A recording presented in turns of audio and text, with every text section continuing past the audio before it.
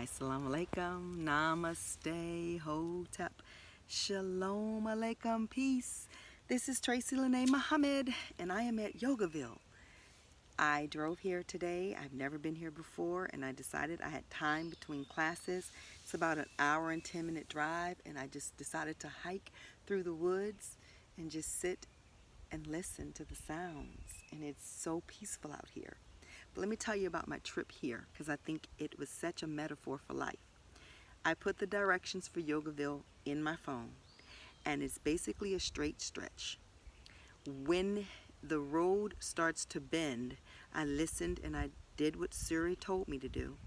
But I was in such a meditative state, screaming affirmations and just really high and just so excited to be alive that I think I was supposed to go a little bit more to the right than I did. But I didn't, and I just kept driving, and then I looked down at my phone and it was saying I had an hour and 20 minutes left, and I knew that was wrong because I only should have had 18 minutes left when I checked the last time. So I said, don't panic, because this is, I'm in the country mountain roads, and they're very narrow, and there's nowhere to turn back around. So I said, just keep going straight for a while, focused until you can figure out what to do. So I asked for help from my spirit team, and a car was behind me. So a few of the times, by the time I could see you could turn, I was right up on it, and the car was behind me, so I couldn't do that, and I had to keep the speed limit going because I didn't want the car behind me to smash into me, because they was on a mission. They knew the area, obviously. I went about 3 miles down, and I saw a church, and I said, I'm going to turn right here. I'm going to make this left into this church parking lot, and then I'll figure it out. When I made the left into the church parking lot, I went back to see if it had rerouted, and it was still telling me I had like an hour and something left. So I said, that's wrong. And I asked Siri again to give me directions to Yogaville, and it came on, it was 5 miles. So I said, okay, this one sounds right. So I turn, I'm looking at it, trying to figure out which way is I turning. It's kind of tricky. And so I said, well, I'm just going to trust my gut and go this way. And as I'm going that way, it lets me know it's 3 miles. And then the other one is talking, because I hadn't turned it off.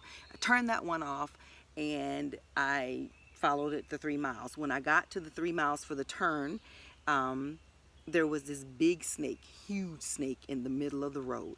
And I looked to make sure that nothing was coming, and I swerved to miss the snake because I didn't want to kill the snake. I just didn't feel that I needed to just roll right over the snake if I could get around it. Now, if I wasn't able to get around it, I would have had to smash it, but I could. So I got around the snake, and as soon as I got around the snake, I saw the sign that said Yogaville. I pull in. I was elated, and what I wanted to share with you that brought me to is, in life, you can follow directions. You can do all of the rituals. You can have all of the moral fiber, and you can still get lost. But you have the opportunity to reset, to ask again, how do I get back on track? And then get back on track. But understanding that even on the track, there are some snakes. But you can go around snakes. You may have to smash right over snake. You'll know what to do based upon the environment. I could get around it. So there was no need in me to just kill the snake just because it was a snake. It was a big old black snake. I knew it wasn't a very harmful snake. I didn't need to kill it, so I went around it, and I found Yogaville. This Yogaville is situated in a place where there are a lot of abandoned cotton fields, and the energy was so strong towards the pain of my ancestors that driving, I spent a lot of time just sending vibes of love and of joy and of peace and of self-forgiveness to them, not forgiving anybody but themselves for going through what they had to go through. I am in the woods. I heard something back there, and I asked them to allow their souls to be healed, to not hold on to it anymore, because they could be more of help to us, their ancestors, if they were healed. And then I started to think about gaslighting. And I said, lots of Caucasians are some big gaslighters to tell us, get over it. It's over. It happened a long, long time ago. Pull yourself up by your own bootstraps. That's bullshit. when you have been through the psychological, emotional, and physical trauma that my people went through.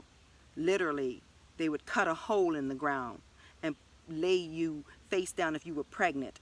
So if they had to whip you, that the baby didn't get squished because they needed that baby was money. But the psychological damage that was being done to that child, that mother being afraid. Now they'll admit that fetal alcohol syndrome and crack babies and emotionally distraught mothers create that in their children, but they gaslight us when we talk about slavery. This is not my way of making anybody feel bad, because you really should be being a part of the solution. And a part of the solution is to first, let's talk about it. Let's realize that if you worked for free for 400 plus years and I got all that wealth, I owe you something, because you worked for free from my ancestors and they gave me the money. So now I have money that was stolen from your people. I owe you. So that's just common sense, and this is not in any way hate. This is reality. My people have suffered a lot, but because I know that the universe rights all imbalances, I'm not worried about it. It will be righted, and it won't be righted in the same way it was wrong, because we just don't have it in our hearts to maim, kill, rape, beat, and steal, and do all of that. It's just not who we are. So I'm hoping that on my way back, I'm able to stop at one or two and just stand on that ground and send energy of healing and love to my people.